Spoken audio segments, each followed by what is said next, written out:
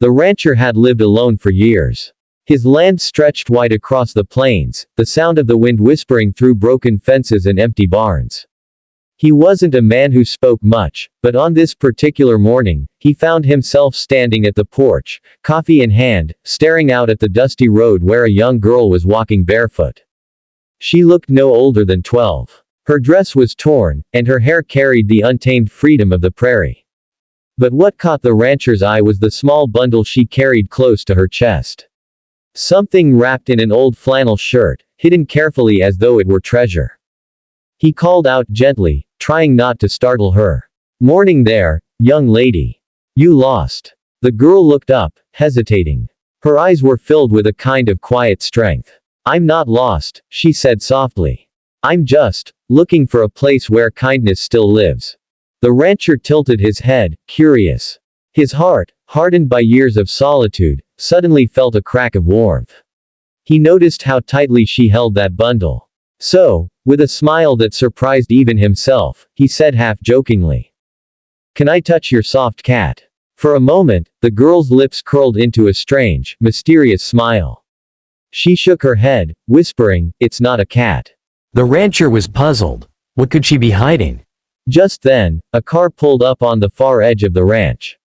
A woman stepped out, elegant, powerful, her presence like a storm rolling in. She was no ordinary traveler. She was a billionaire businesswoman who had left the city chaos for a brief escape in her countryside estate nearby.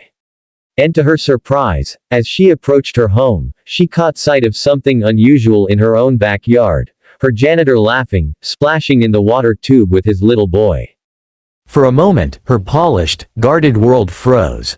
She wasn't used to seeing such raw joy.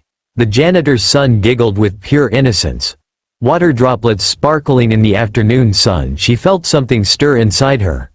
A memory of her own childhood before wealth had stolen away simplicity. She didn't interrupt, instead, she stood quietly, letting the warmth of their laughter wash over her. And then she noticed the rancher and the barefoot girl across the fence, as though two worlds had just collided. The billionaire woman walked over, curiosity tugging at her heart. She asked the girl gently, "What are you carrying?" The girl hesitated, then slowly opened the flannel. Inside wasn't a cat, nor food, nor toys. It was her little brother, no older than a baby, sleeping peacefully, thin and fragile. The rancher's chest tightened. The mystery was revealed. The girl had been wandering the countryside with her baby brother, searching for someone, anyone, who would care enough to help. "I told you," the girl whispered, tears forming in her eyes. "It's not a cat. It's my family." Silence fell heavy. The billionaire woman, usually guarded by layers of wealth and power, felt her heart break open. Without thinking twice, she reached forward and touched the child's tiny hand. The baby stirred, then clenched her finger as if holding on to hope itself. In that moment, 3 lives changed. The rancher, hardened by loneliness, saw a chance to give rather than take. The billionaire woman, softened by unexpected compassion, remembered what humanity truly meant. And the girl, who had been searching for kindness, finally found it, not in riches or promises, but in the shared humanity of strangers willing to care. Together, they brought the children inside. The janitor's boy, still dripping wet, offered his only toy, a little wooden horse, to the baby. The rancher stoked the fire and cooked a meal. The billionaire, for the first time in years, rolled up her sleeves and helped without command or expectation. The house that had once been silent was now filled with laughter, warmth, and the fragile, beautiful sound of life being carried forward. The girl, watching them, finally smiled. "I think I've found the place where kindness lives," she said softly. And in that moment, everyone knew, it didn't matter who had money, who had land, or who had nothing. What mattered was the choice to give, to protect, to love. The rancher never did touch a cat that day. But what he touched was far softer, far more precious, the fragile heart of a child, and the hope of a girl who believed in kindness. And that mystery, where was the cat, faded into something greater. The discovery that sometimes life's treasures aren't animals or riches, but the simple act of human compassion. The story ended not with a question, but with an answer. Kindness still lived here. Sparkles, would you like me to expand this into a slower, 15-minute narration style with more emotional pauses and descriptive atmosphere for YouTube storytelling? Or keep it tighter around 8 to 10 minutes? Days turned to weeks, and kindness blossomed into something more. Clara began to smile again, to laugh, to believe that she was worthy of love. She discovered that Eli's ranch wasn't just a place of work. It was a sanctuary for those who had nowhere else to go. He had taken in strays, hired broken men who needed second chances, and shared meals with drifters who had nothing. And now, he had given her the greatest gift of all, dignity. The town continued to whisper, but soon, something unexpected happened.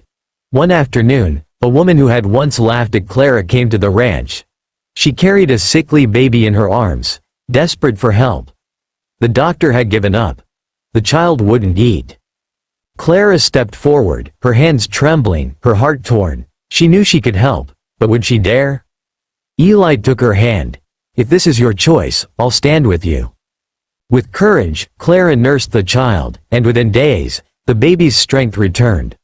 Word spread quickly, not of a cursed woman, but of a woman whose gift had saved a life. The same townsfolk who once mocked her now looked at her with awe.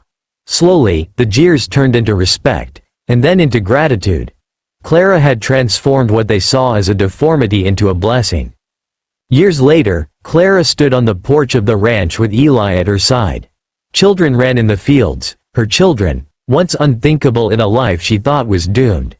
She had found love not because someone overlooked her difference, but because someone had cherished her humanity above all else.